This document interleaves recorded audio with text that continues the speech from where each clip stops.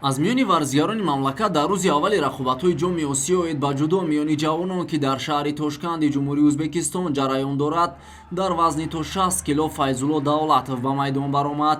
рақиби варзигари тоҷик дар ин нерӯсанҷӣ ҷудоварзи қирғиз Улю Канатбеков ба ҳисоб мерафт.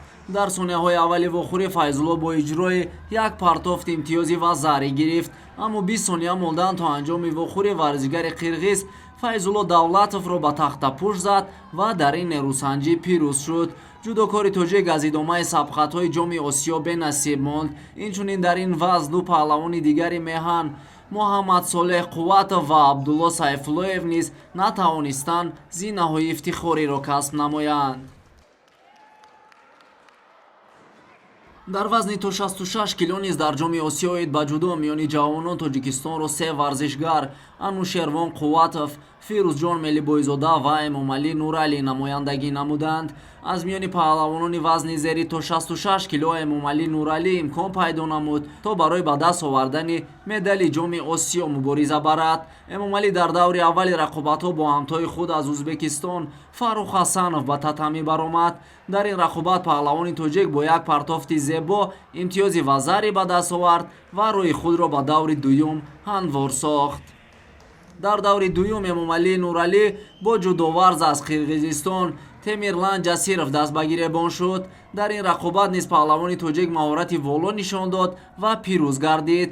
дар дақиқаи аввали нерӯсанҷӣ Эмомалӣ бо як партофт имтиёзи вазарӣ кор кард. дар сонияҳои охир бошад ҳарифро ба тахтапӯш зад ва ба даври дигар гузашт. дар рақобати марҳилаи чорякниҳоӣ Эмомалӣ бо соҳиби майдон варзишгари ҷумҳурии Ӯзбекистон Баҳром Авазов қуввасанҷӣ кард. ин ҷудоварзи ҷавону умедбахши кишвар ин даврро низ ба осонӣ паси сар кард. дар ҷараёни рақобати мазкур Эмомалӣ соҳиби ду имтиёзи вазарӣ шуд ва соҳиби роҳхати марҳилаи нимниҳоӣ гардид. рақиби паҳлавони тоҷик дар даври нимниҳои ҷоми осиё 2022 эдбаҷудо миёни ҷавонон намояндаи дигари ҷумҳурии Ӯзбекистон Азизбек Ортиқов ба ҳисоб мерафт. мутаассифона дар ин дидор паҳлавони тоҷик Эмомалӣ Нуралӣ шикаст хӯрд ва имкони мубориза барои нишони заринро аз даст дод. рақиби ҷудочии тоҷик Эмомалӣ Нуралӣ дар рақобат барои ба даст овардани нишони биринҷии ҷоми осиё 2022 намояндаи ҷумҳурии Қирғизистон Эрбол Абасбеков ба ҳисоб мерафт. ин қуввасанҷиро паҳлавони тоҷик бо муваффақият пушти сар кард. Эмомалӣ Нуралӣ дар ин нерӯсанҷӣ бо ба даст овардани ду вазари барандаи нишони биринҷии ҷоми осиё 2022 миёни ҷавонон гардид. нишони дуюми биринҷӣ ва медалҳои тилло ва нуқраи ин вазн насиби паҳлавонони Ӯзбекистон гардид. дар вазни то 73 кило аз Тоҷикистон дар ҷоми осиё 2022 4 варзишгар аз он ҷумла Масъуди Аҳмадзод, Сунатулло Мусоев, Сайфиддин Боймирзоев ва Абубакр Боқиев иштирок варзиданд. дар ин вазн низ танҳо як паҳлавони меҳан Масъуди Аҳмадзод имкон пайдо кард то дар рақобат барои медали биринҷӣ нерӯсанҷӣ намояд.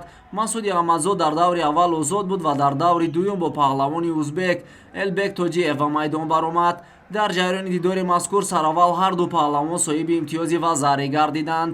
дар сонияҳои поёнии дидор Масъуд рақибро дар ҳолати осайкомӣ нигоҳ дошт ва роҳхати марҳилаи чорякниҳоиро ба даст овард.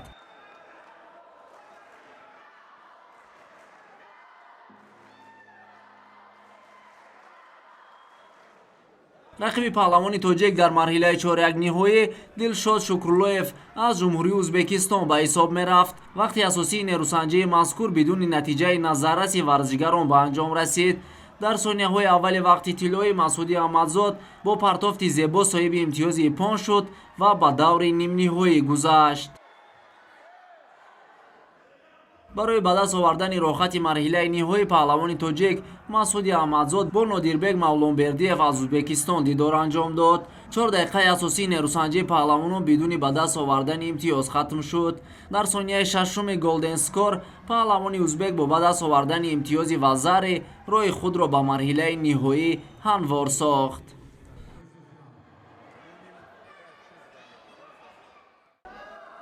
барои зинаи сеюми ифтихорӣ ва медали биринҷии Масуди Аҳмадзод бо ҳамтои худ аз ҷумҳурии Қирғизистон Чингизхон Сагиналиев дастбагири бон гардид. Рақобат миёни варзишгарон то голден скор идома ёфт. дар дақиқаи чоруми вақтҳои тиллои Масуди Аҳмадзод рақиби қирғизашро дар ҳолати осайкоми нигоҳ дошт ва дар ин нерӯсанҷӣ дастболо гардида медали биринҷии ҷоми Осиё миёни ҷавононро ба даст овард. медали дуюми биринҷӣ инчунин нишонҳои тилло ва нуқраи ин вазнро низ варзишгарони узбек моли худ карданд.